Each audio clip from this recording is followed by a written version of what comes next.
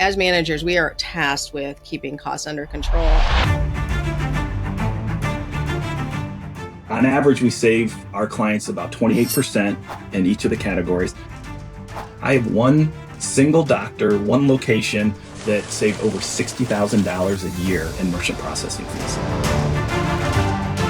If your effective rate is more than 2.3%, there's typically an opportunity. Every dollar I help you save could be returned 7, 8 times in terms of sales price, right? A lot of the categories that we help with, they impact everyone. My goal is to share insights and business strategies so that dental professionals like you can grow your company. My plan is to grow this podcast to reach and support more people in our field. If you haven't yet, please consider subscribing. It helps the show grow. Plus, I don't want you to miss an episode. Thank you for being a part of the journey.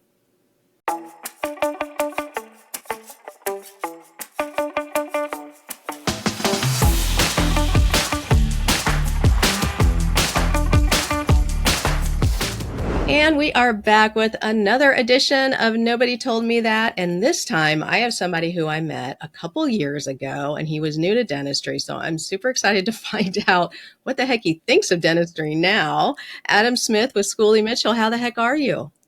I'm doing great, Teresa. Thank you so much. I've been listening to several of these podcasts and super excited to be a part of it. So thank you.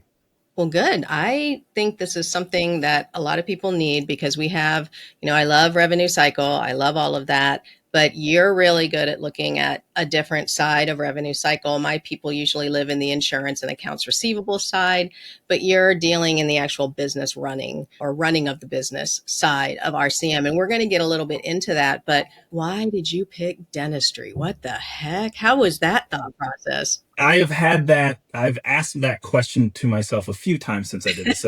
So the business I own, it's a franchise. And frankly, I could have taken it in any direction. So any business that has spend and indirect operating expenses are a potential client. But it's really serendipity. I got introduced to some folks at ADOM, at the American Association of Dental Office Management.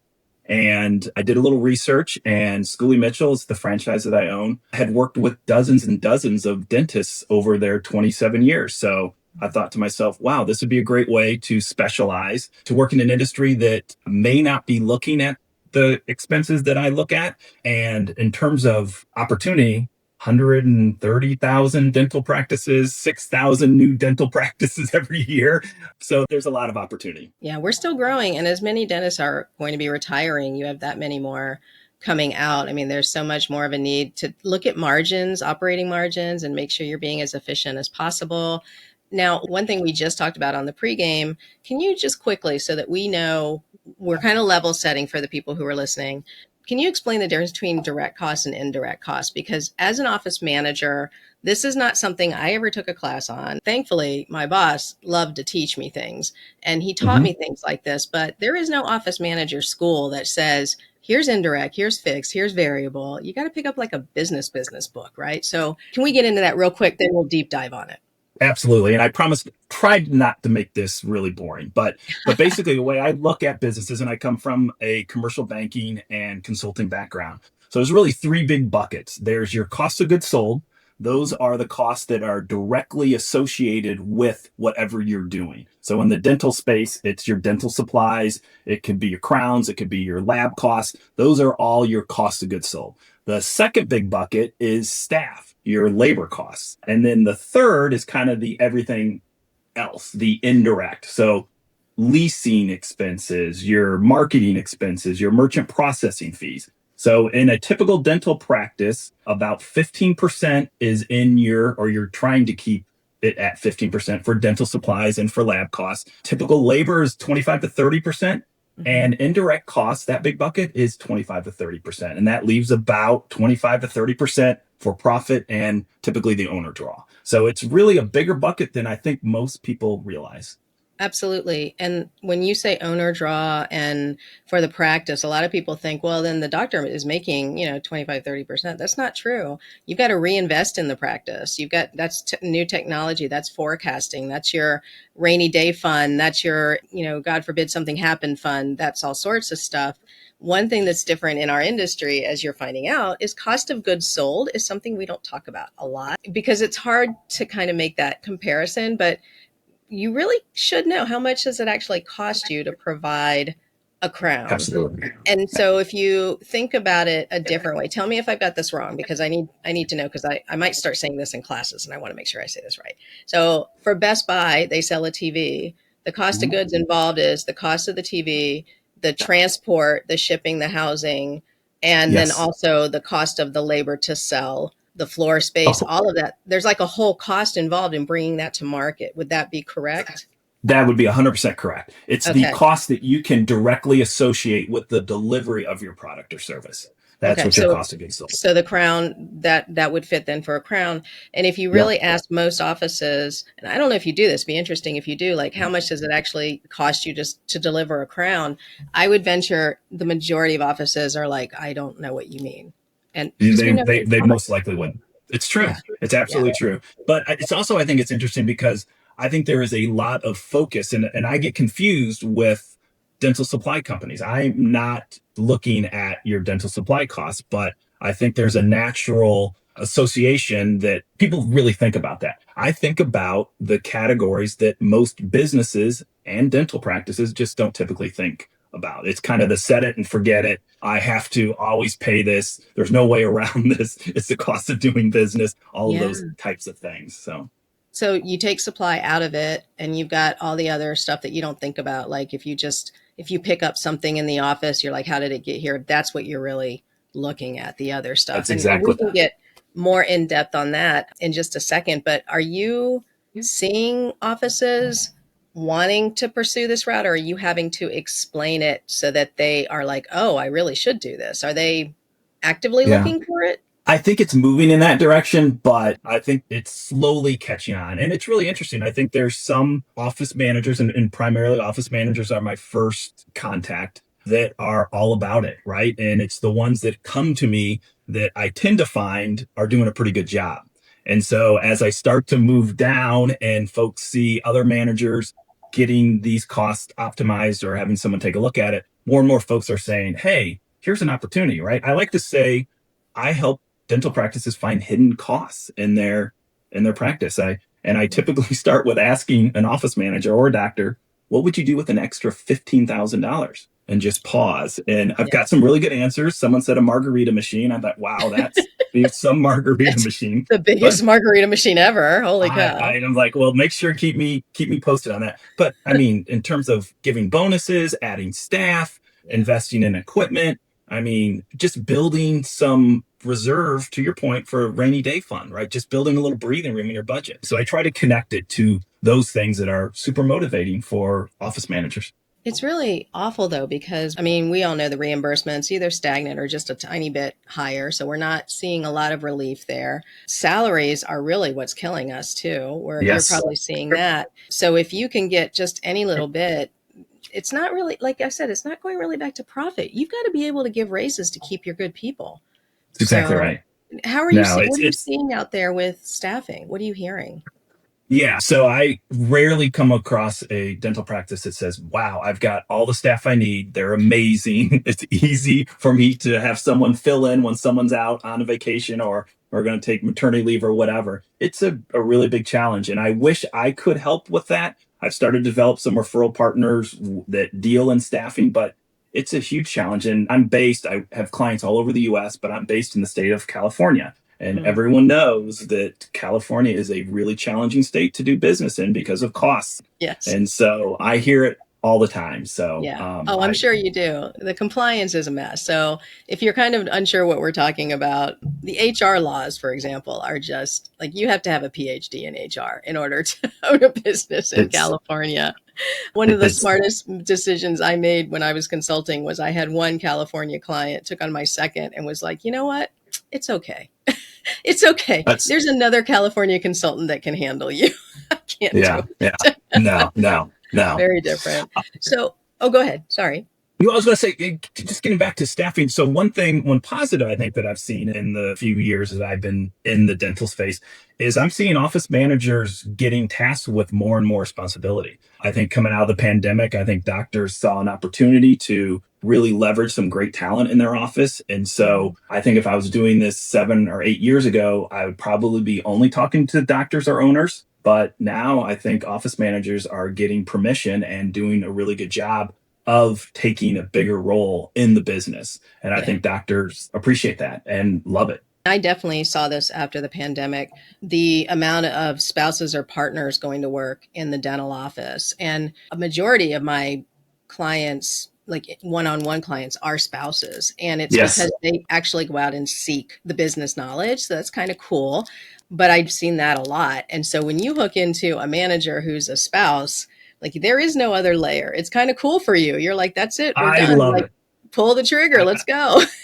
I probably have a couple dozen that are in that category. And to your point, there's an alignment of what we're trying to do that is super aligned when it comes to the spouse of the business owner. It's Yeah. sometimes challenging in any business when I have a conversation with the owner. They are excited that I'm going to take a look at these costs. And then I work with someone in a department or someone that's a manager. And I never expected this, but there's always this concern like, wow, if they find something, is that going to make me look bad? And so it's one of those objections that I really have to handle carefully and be really clear that, look, I'm here to make you look really, really good. The vendor world and the invoicing world is stacked against you. It's really confusing. And I really have an unfair advantage because I have 100 cost analysts that I'm working with that do this every single day. So from a knowledge standpoint of who will pay what and offer what, it's just my individual clients just don't have that information. It is always who you know. I mean, I hate to It say it. is. I remember hearing It that is. when I was in high school and I was like, but I know everyone. Oh, no, no, no, Yeah, no. You know? it's true. So let me ask you though. So you didn't expect to get that reaction from some office managers like, oh, am I going to look bad or whatever? How else do dental office managers surprise you? We are a different breed. We Yeah. are a weird animal, but different animals. You know what I mean? So tell me what Adam Oh first thought gosh. of managers and how have you handled them since then? Yeah. Well, I think it's very, very variable. I mean, there's not a office manager job description that I see over and over. And also one of the things that's really important for me to understand is the dynamic between the office manager and the doctor owner. We all know it can go from one extreme to the other where I've have office managers where they do literally everything for their doctors. A doctor wouldn't schedule a haircut without the office manager making sure that they know about it. And then there's other office managers that are kept very much at arm's length. I think there's concerns about checks and balances, and I totally get that. So I guess I go into any new relationship and try to understand that dynamic, that relationship. I spent a lot of my years in stakeholder management, and it's just making sure I understand the stakeholders and what their objectives are and how they work together and what they're used to working together. And if I can help, I love that. If I can build a bridge because an office manager found me at a conference and wanted to introduce my cost containment expertise to their doctor and get credit for that, they absolutely should. And I love doing it. My whole job is just to make everyone look really, really good and let Yeah. them know that it's hard to do it without someone that has a great deal of expertise or lots of folks behind them to do this. Give me an example. We're talking a lot about all these different costs, and I'm sure a manager is like, well, can you get me a break on this? And what about this? And so let's throw supplies out because that's not what Yeah. this is about. No, Supplies are a whole different no, animal, you know, and shout out to Synergy, who has sponsored the podcast for a long time. So I want to give a shout out to the guys over there. Check them out in the show notes if you're looking for supplies. They do a good job. So non-supply costs. And I remember saying like, we don't know how to price merchant services. We don't know how to price printing services. We don't know how to price appraisal stuff. And that's the stuff that when a doctor says, hey, we need to cut costs, like a manager can be like, oh, guess what? I know about all these other things. So talk to me about some of the stuff you suggest. Yeah. And are there any success stories you can think of? Absolutely. Absolutely. So most of my clients, so I work with about 80 practices that represent about 100 locations. I'm not working in the DSO world. It's mostly smaller independent dental practices. Mm-hmm. And without a doubt, payment processing, merchant processing fees is a category that I almost always take a look at. And the reason being is there's been a lot of change in the last couple of years. So if you selected a certain PMS a few years back, you didn't have a lot of choice as to who was going to do your merchant processing. Well, that has changed. There are a lot more providers that provide great customer service, but can also integrate with the EagleSofts or the Dentrix or the Open Dentals. And so I think a lot of practices have just gotten used to a certain process and thinking they didn't have a choice. So I have one practice. And again, on average, we save our clients about 28% in each of the categories. I have one single doctor, one location that saved over $60,000 a year in merchant processing fees. Wow. So people that are listening and not on audio, you missed my whole eyebrows going to the top of my hairline, because when you said 28%, I was like, I could use 28%. The whole thing about merchant services, when it's going through your practice management software, I mean, there's also rev share that you're paying, and that's something that a lot of people don't know. They don't know that. So that's almost an immediate savings, right? That's a great point. And one of the things I think is unique about what we do is we are 100% independent. You hit, Teresa, right on the head that a lot of these arrangements result in different vendors getting paid differently, right? So if we recommend a vendor, we're 100% independent. We get no residual, no incentive. My only motivation is to save my clients money. The only way I generate revenue is finding savings and sharing that savings. So I like to say to my clients, you don't pay my fees, the vendors do. Yeah. And so, I mean, a good way of looking at that, other than calling Adam, first I just call Adam and let him do it. But take a look at what you paid for, because I'm too busy. I don't have time. Yeah. Take a look at what you paid in merchant services. And then just imagine, I mean, 28 is great. Like, just imagine 15% off and say, okay, it's worth a conversation. The rev share is great for the practice management systems, but I'm of the opinion that, wait, I'm bringing you business, I'm already paying you. Like, why are we rev sharing over me? I just feel like the more I find out about how software arrangements work in dentistry, independent from you, it's like, wow, look at all this money that's exchanging from my paying a monthly fee to you. Like, this is wild. So, I think start with that, people. If you're not sure, I mean, that's a good way to kind of get to know Adam and see if you're their jam, right? So I could, hopefully. Okay. So 28%. That's impressive. I like that. Okay. 28%. And real quick, so just to close out merchant processing, a really simple way to do this, and I love to let my prospects and clients know, just take a single month and take the total amount of fees that you paid in that particular month, divide it by your processing volume of that single month, and that's your effective rate. And if your effective rate is more than 2.3%, there's typically an opportunity. So there's a real quick and dirty tip to see if you should. Yeah. So John, my wonderful video guy, you got to make sure you turn that part into a reel. The thing is that that's a metric that I think this is the first time I've heard that metric. That's great. And I love learning new things, new ways of measuring. So yeah, people run that number and see if you're competitive. That's awesome. Thank you for that. That's great. Sure.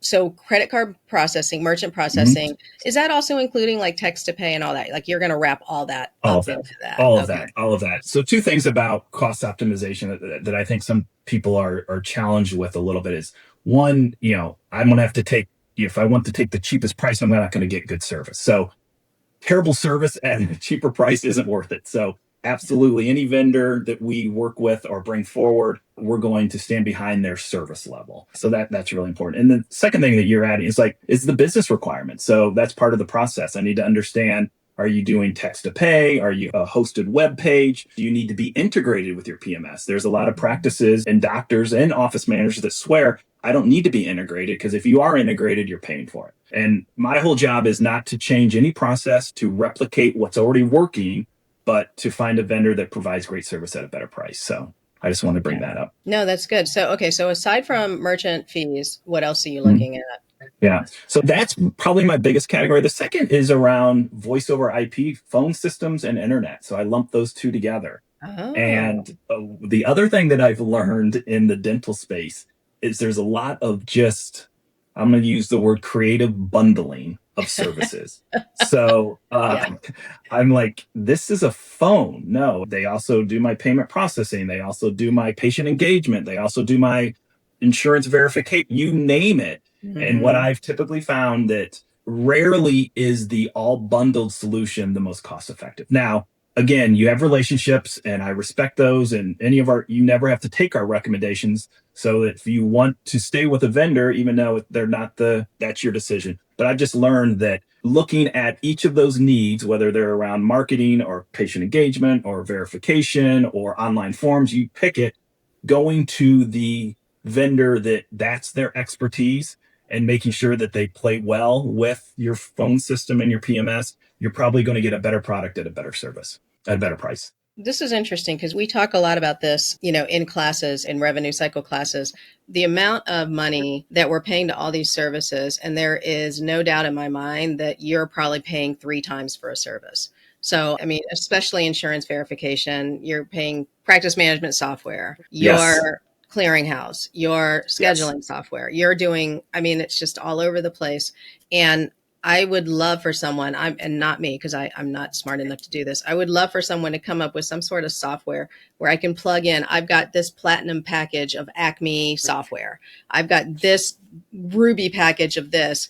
Put in everything that you pay for on a monthly basis. I'm sure this is actually the human version, the AI version of you. And then I find out, like, what the heck? Why am I paying 4 times for this? What can I can I go down in price? Can I go down in packages? Why do I need this?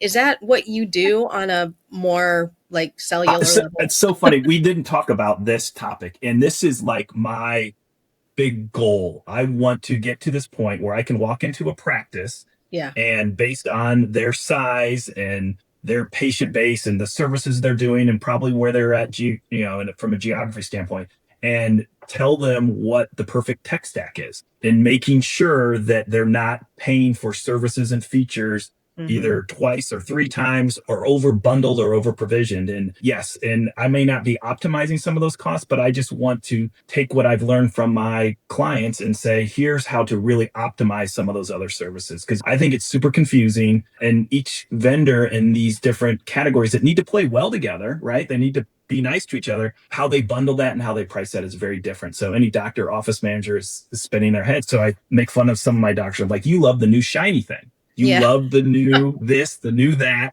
Can't wait. And that's great. I love clients that are willing to adopt new technology and try something new. But rarely do they go back and try to turn off or eliminate what was kind of doing that before. And so you're probably still paying. So that's one of the behaviors that I see a lot in smaller practices. And the other piece too, you probably run into this. Some of the software that we're paying for in the new bundle is just a white labeled version of something that you're already paying for.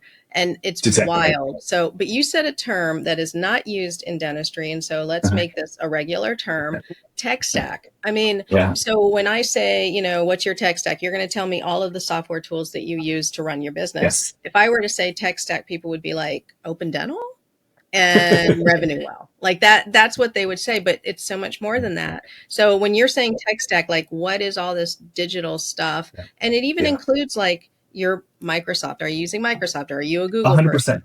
Put all that together, Yep. And I envision that there is a kind of a checklist, and based on your requirements, you should be able to kind of select from that menu of options what makes the most sense. But it starts with your PMS, right? If we're coming in and recommending a different provider for one of those other solutions, and it requires a change from your that's like open heart surgery. No dentist is going to do that willingly. And some switch, but it's because they've got very big business decisions that are behind that. So, but it starts with your PMS, but it goes into payment processing. It goes into your phone, goes into internet. It goes into patient engagement. It goes into marketing. It goes into insurance verification. Yeah. All of those. And it just keeps going. And I have to believe that there is a riddle that can be solved, and it would result in optimization. If I'm a dental practice of this size with this kind of client base at this part in my life cycle, this is what I should be at least considering.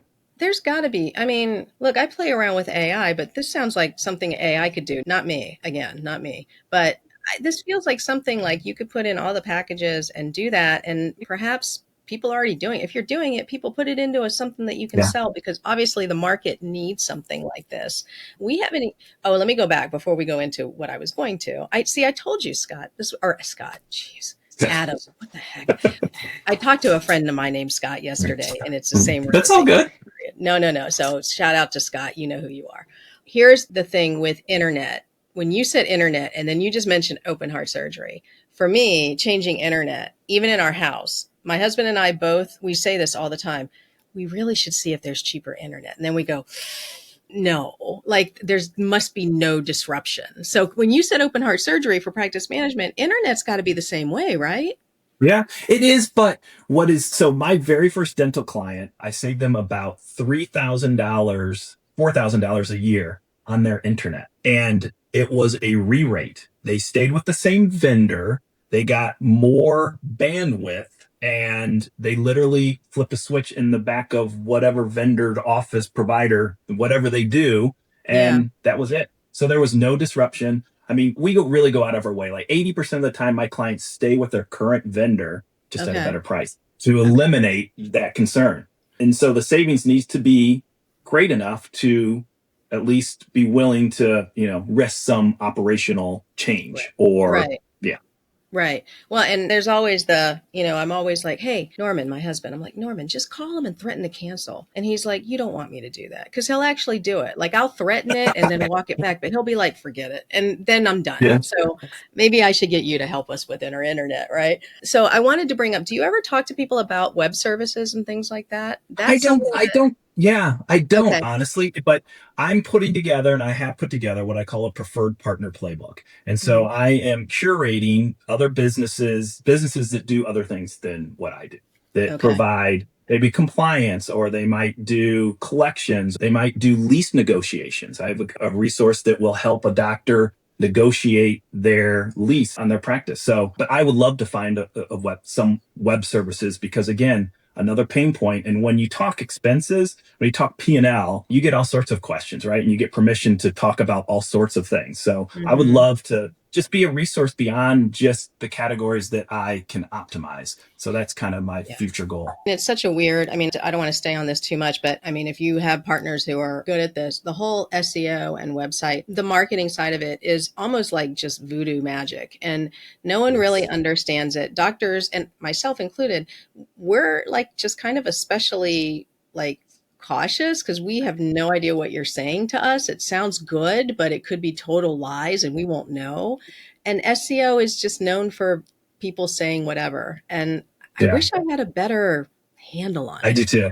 I'm going to take that as a challenge. I'm going to find a handful of great companies that do that and can help my prospects and my clients. As you were saying that, it reminded me of a saying we used to say in the corporate world where, your marketing budget, you're wasting 50% of it. You just don't know which 50% you're wasting. Oh, that's good. And that's if you even have a marketing budget. Because most offices, being in network is their marketing budget. And then when they go out of network, they don't spend a lot of money on marketing. And marketing's fun, but yeah, you're right. If you're not tracking it, you don't know. Well, so you just mentioned P&L, which is another one, profit and loss statement. Most of the listeners do know this, but if you're new to dentistry, that's like the document that you really need to know if you're on track and everything. When you go over P&Ls, what do you look for very quickly? And are doctors usually as clued in as you would expect? I'm going to guess no, but do they surprise you sometimes? They do. I have some clients, I've heard a lot, Adam, why didn't they teach us this in dental school, right? I wish I would have known this. I've got a lot of clients and doctors that have taken it upon themselves to kind of get that additional business training post dental school and opening a practice. So, and a lot of them are going into the consulting world and providing P&L, business, cash flow, all of those kinds of things, provide those services to other doctors that are just love the clinical side of it. And that's their passion and that's where they're going to be. But no, they have to take care of the business side if they want to continue to be successful. So when it comes to P&L, I don't get into a lot. So I will kind of talk about rough categories and percentages just to get a sense. But I'm also very leery that, as I'm just meeting a client, sharing information, financial information is always a little uncomfortable. And so I really focus on their spend in the cost categories that I can focus on. And now having done this over 100 practices, I know the vendors and there's with certain vendors and at certain spend levels that there's probably a good opportunity. And I really do pride myself in not wasting anyone's time. I literally, in a 15-minute conversation with an office manager that's dialed into the business side, I can figure out right away, is there an opportunity or not? And if there isn't, I don't want to waste your time. I don't want to waste my time. And I want to say, congratulations. This is the worst thing I can say to you. Congratulations. You're doing an awesome job. Let's stay in touch. And is there someone else I should meet? That's good. Okay, so people, did you just hear what he said? So, totally nothing to do with your business, Adam, but here's something that you just did that is super simple for us to take. He Mhm. just asked for a referral. And for those of you that are like into treatment planning and marketing and all that kind of stuff, did you see how easy he did it? So, great. Mrs. Smith, we'll see you at your next appointment. But you know what? If you have anybody else you could introduce us to, we'd love it. Like it just flowed so naturally out of your mouth. This is something that most dentists need to master, honestly. That if they can master that, the marketing expense is right there. Like you just gave them marketing 101 right there. Don't be Yeah. afraid to Thank ask. Don't be afraid to ask for customers and patients. That's great. Yeah. That was like a That's great. bonus. Thank you. Okay, so transitions is something that I wanted to talk to you about because I'm imagining that a doctor who's in RCM distress is going to look for help, but so Yeah. is a doctor who's preparing for transition. Yes. So, what is your role in this type of conversation with the Yeah. doctor? All right. So I'm going to say this is my favorite type of client. Okay. So one thing I have learned again in a previous life, buying and selling companies, sold companies. So I'm pretty familiar with the process. With dental in particular, you really need to be starting 3, 4, 5 years before you're really thinking about selling, whether you're serious about it, right? And I guess I hadn't really thought about till I got into the industry. Like I'm a doctor and I'm reaching a certain age where I'm thinking about retirement. Like it's not like you can just hand this off to your kids if they're not doctors, Yeah. right? Yeah. And so the kind of the transition and where you want to go and what your ultimate goal is can be a little tricky. So I understand that, the motivation to sell to DSOs or private equity is real.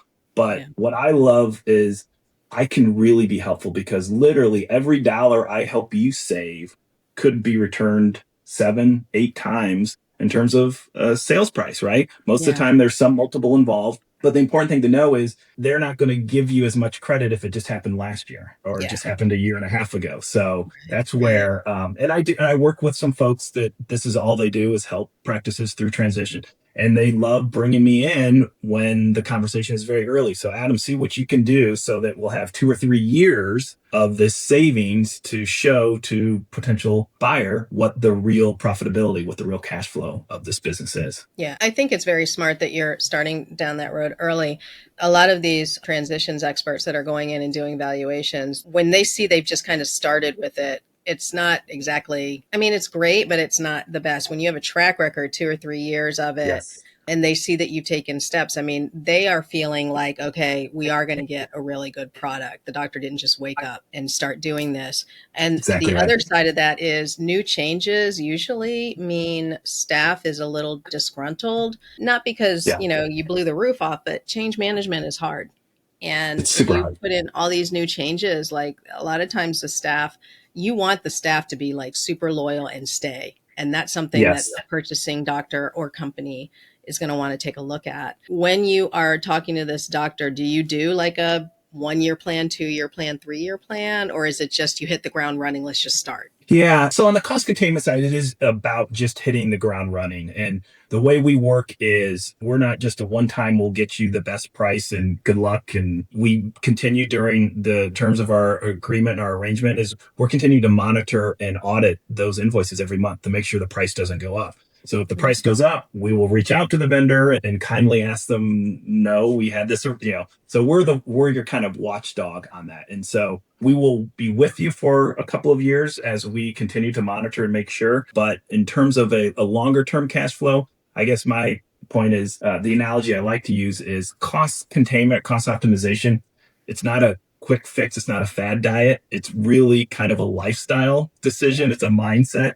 And hopefully, what we help you do in our cost categories carries over to other categories, right? I think cost containment in general can be a great way to break down the silos. One of the other things about dental practices that I was surprised to learn, it's very siloed, right? Siloed from the clinical side to the business side, the front office to the back office, the doctors to associates, the Yeah. senior people to the junior.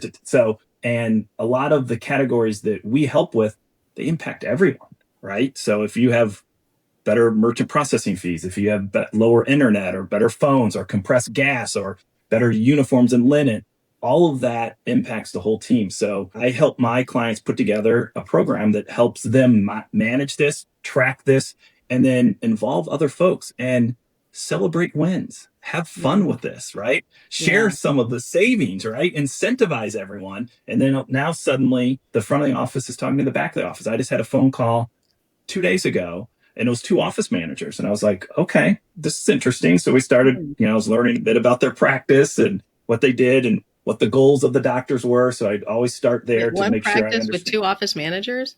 Yeah. God Yeah. bless. And then, Okay. well, one was the business front office and one was on the clinical side. And so they Oh, said between the two of them, they know exactly what's happening in the entire office. And they were very nice. complimentary of each other. And Okay. I'd ask a question and she's like, well, that's probably more in your world. I was just like, that was super cool. And I was Yeah. like, I'm surprised I don't see more of that. And sometimes an office manager will do all of it, but I hadn't Hmm. seen that delineation, and clarity is a good thing for humans. So, and Yeah. accountability is a good Oh, I thing. love that. I mean, honestly, I love that because, I mean, in the dental world, it's unfortunate. And my friend Kevin Henry talks about this a lot. There's a lot of battles between the front and the back. The egos get involved. And unfortunately, and I was a really silly young manager. Sometimes when you're young, you don't manage quite well. And when you get two young Mhm, people mhm. trying to manage together, Uh-huh. I don't think that goes well. Unless, were they younger or were they maybe more my age? No, I'm curious. I'm they were so younger. curious. Yeah, I'm Okay. old. They were way younger than me. And I just thought to myself, I did a lot of culture work and leadership development work in my previous life. And one of the biggest things is around empathy and understanding. And what was clear to me in just that 20-minute phone call is they knew what the other person was dealing with. And so there wasn't Nice. those assumptions or beliefs or they're not doing this or ignoring that or that's in there. There was none of that because I think there was a lot of transparency and then empathy for what each of them has to deal with. And so they come together and like, how can we help each other? And I was just like, I got off that phone and I was like, I was super motivated. I was like, I'd love to see Yeah. that. I love How to see. wonderful. Yeah. Yeah. Yeah, Yeah. I mean, because all you do is you hear about the other side. And I mean, You do. I mean, there's classes on, battles between the front and the back. That's Kevin and his wife, Yeah. Dana Johnson, teaches on that. But you don't see the synergy between front and back. Like Yes. it's not being To see it celebrated working. because it's, Yeah. they're unicorns. So Yeah. I that's know. fantastic. Yeah, you got to help that Yeah. office. Yeah, absolutely. Well, that'll probably be an office that might not get the 28% savings because they're probably doing it. But like I said, work on a performance bit, so there's no downside. Let us take a look. And if we can find savings, great. If not, congratulations. You're doing an awesome job. Yeah. Introduce Well, me to someone that you think might not be doing it great, right? There's I my, love it. See, that's a can you think referral of again. anyone else I could help? Yeah, I see. See how easy that is, people. That is so easy. Well, and what you just said, the whole no real risk here, and people, I don't want you to feel like I'm saying like this isn't an infomercial for Adam. The reason why I wanted him to come on was because as managers, we are tasked with keeping costs under control. And I remember when I first met you and you were giving me the information, everything. And I remember thinking, how much is this going to cost me? It's Yeah. really attractive to hear you say, and my friend Cheryl McKenna does this with her merchant Yeah. advocate services. Like Yeah. Yeah. you all make money off the savings. So if you're not paying anything out, people. So I think I may have even said to you, like, okay, so I don't lose anything by talking to you. And that honestly, Yeah. like, why wouldn't you give it a shot? Yeah. Right. So, Yeah. and that's why I wanted to have you on here. Number one, I knew you would educate about the costs. And that's a side of business we need more information on. 100%. So I was glad that you brought that up, or glad that we were talking about this. But yeah, why wouldn't they just go through and have a conversation with you about it? I mean, if I were back in the practice managing, I absolutely would be saying, okay, I need that. Hopefully I would be the one that's not going to get 28%, but you know what? There's areas I have no idea what I'm doing. So Yes, and we celebrate those just as much, right? And yeah. that 28% would not have been possible unless you had reached out and said, "Well, let me just kick the tires," right? Because I know my office man, there is so much on their plate. I have so much empathy for them. Most of the time when I'm on a Zoom call with them, I'm on their phone running around the office as they're Yeah. dealing with a patient, they're dealing with the doctor, and I'm just like, I promise this will be really quick and I won't waste your time. And I won't, because our motivations and our incentives are super aligned, which is one of the reasons Yeah. I bought this franchise. I love how clean it is. I can either help you or I just confirm that I can't, and congratulations. So there's no Yeah. downside. Well, and one thing that managers are always asking me, because when you are a manager, you are kind of at the top of the food chain, right? So where else can you go? And so if you know the numbers and everything, asking for a raise when you know the numbers yourself is a little bit difficult. So if I were trying to say, hey, look what value I brought, I mean, obviously the office is amazing because of me. It's just, I can't Yes. say that, right?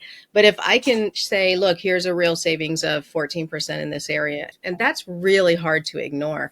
And I've always said, when an employee wanted a raise, don't come to me and say it's been a year. Can I have a raise? Like Yeah. that's the worst. Like that's an automatic So, no for me.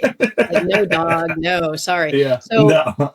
for a manager, it's the same way. Like if you're going to ask for a raise or a bump or a change in title, something like that, you've got to come with that. I mean, this to me is like such an easy way to do that. So Yes. Great. no Bring proof points, right? Bring some proof points into what impact you're doing and what you've been able to bring or introduce to the practice is a huge way of selling it. Real quick story. So I was at ADOM's conference and Mhm. having a conversation with an office manager. And I always ask, so is this your first ADOM conference? And she said, it is. And then she said, I actually paid my way to come here. Oh And yeah. I was like, so the doctor didn't cover it? No, and I'm like, all right, I have another point. Like, we should absolutely work together because let's save this practice 12, 13, $14,000. And then the doctor is going to pay for you to come here next year. Yeah, I was like, and that's a CE, no you won. brainer. I mean, at Yes. that point, if you're saving that much, go on a CE cruise, girl. I mean, Yeah. honestly. But the Oh, thing is, and it's not a cheap conference at all. So that's no. pretty impressive. And most of the, I was shocked. and I've heard that many years, when I was with ADOM many years, like, okay, I saved, and they're very picky. If the classes aren't up to par, they're like, Yeah. I paid good money for these classes. And it's like, whoa, Yes. yeah, you are Yes. invested. So I No. totally get that.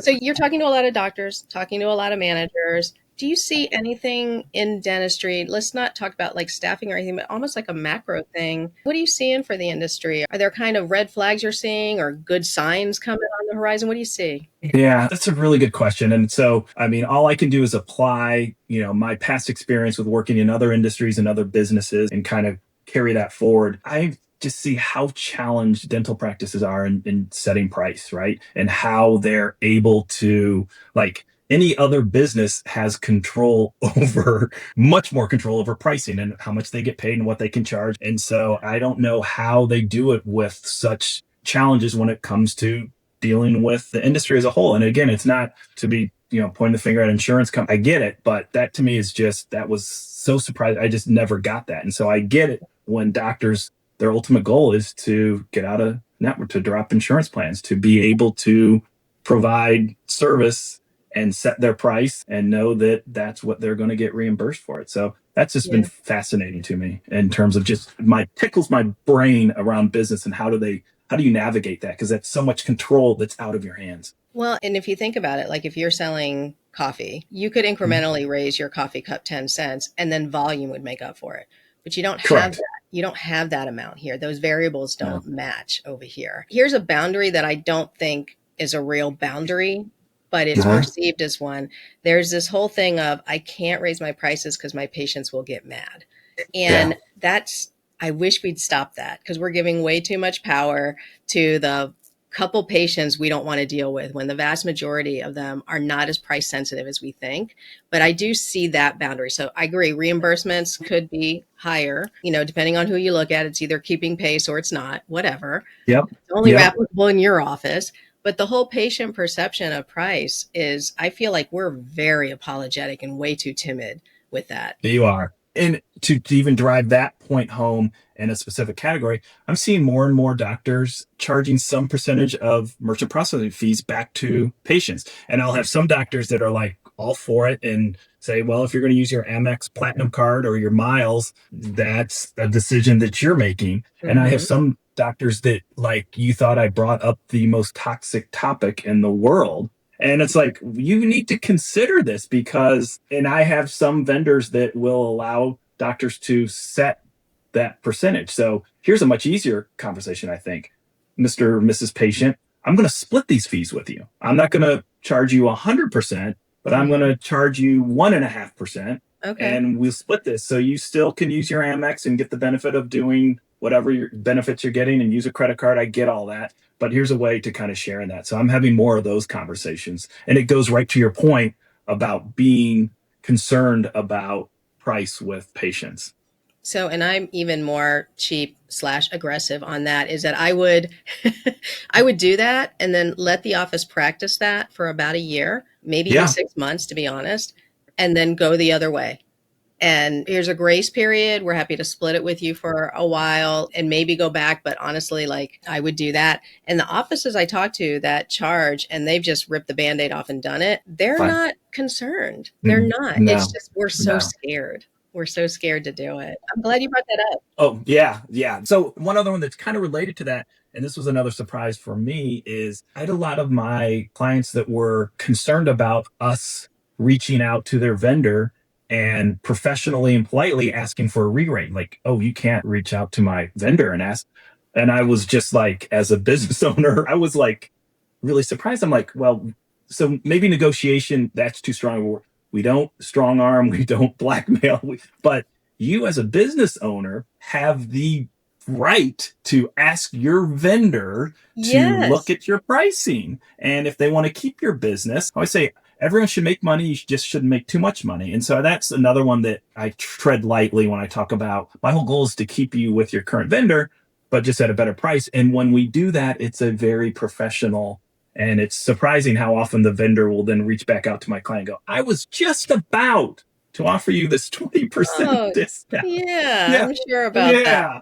What if Uh-huh. you phrased it as, we'll reach out on your behalf and see if there's a loyalty re-rating we could Yes. get? Like, that I feels love like that. that would be more graceful. I don't know. I mean, I would I be love like, it. can you lower my fee? But I get what you're saying. Teresa, you have a real skill at positioning and packaging it up in the most perfect way. Giving you credit. You really helped me in positioning what I do and help telling folks what I don't do. And so I think Mhm. I'm going to use that. I'm going to Yeah, borrow no, that. Like any please. good consultant, I'm going to borrow that and use that going forward. See Please. if you If have a it'll, loyalty discount. why not, right? Like, I've been Why paying you not? for 100 years. This is what I'm going to say to my Yes. husband when we go to Verizon, because we've been customers for a while. Where's my loyalty discount, Verizon? You know? I love it. I love it. That's Let's see if we perfect. can force the issue a little bit, but just not Let's do cancel, it. because that would be a disaster. For sure. For So, sure. Don't all go that right. far. Are you a dental biller feeling overwhelmed and isolated? I get it. The world of revenue cycle management is complex and ever changing. That's why I created Dental Revenue Network. Our membership community was created to help you become a better revenue cycle manager and small business operator. Say goodbye to feeling alone and hello to a supportive community of dental billing professionals. Here's what you'll get: monthly billing focused meetings with peers and experts, business building sessions to elevate your career, resource libraries tailored for billers and billing company owners, introductions to cutting-edge RCM technologies and companies, and a vibrant community for networking and support. Ready to transform your dental billing experience? Visit dentalrevenuenetwork.com today. Don't wait. Join us now and navigate the business of RCM with confidence. Well, so Adam, this has been so much fun. I love talking numbers and stuff like that. So this is great. So tell people how they can get in touch with you. I'm going to make it really, really easy. I have a long URL for my dental splash page, but just text me.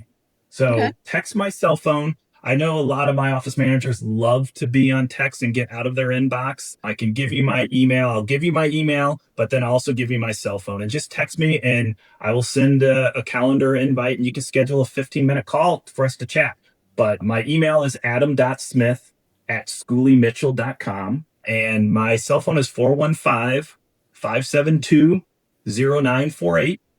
Just text me and say, we heard about me talking with Teresa on her amazing podcast, and we'll find some time to chat. I promise not to waste your time. Awesome. So we'll put that in the show notes, everyone, so you can find all of the information. But yeah, give him a call. I mean, legitimately one of the nicest guys I've met in dentistry. So I hope people call you. And I'm so glad that you shared this stuff. I mean, I'm learning all sorts of stuff. I didn't know that about the credit card. What was that KPI again? So I don't have to go look in the show notes. What is it again? So calculate your effective rate. That's the most important. And your effective rate, is calculated by the amount of fees you paid in 1 month divided by the processing volume. And if you aren't at 2.2% or better, then we should probably have a conversation. And better There's meaning lower than 2.2. lower, right? Just want to be I've clear. come, All right. I've come across a dental practice that was in the sevens. Oof, that just sounds bad. I mean, that's almost robbery. That is just plain usury. I'm thinking the vendor was not happy to get the loyalty re-rate call.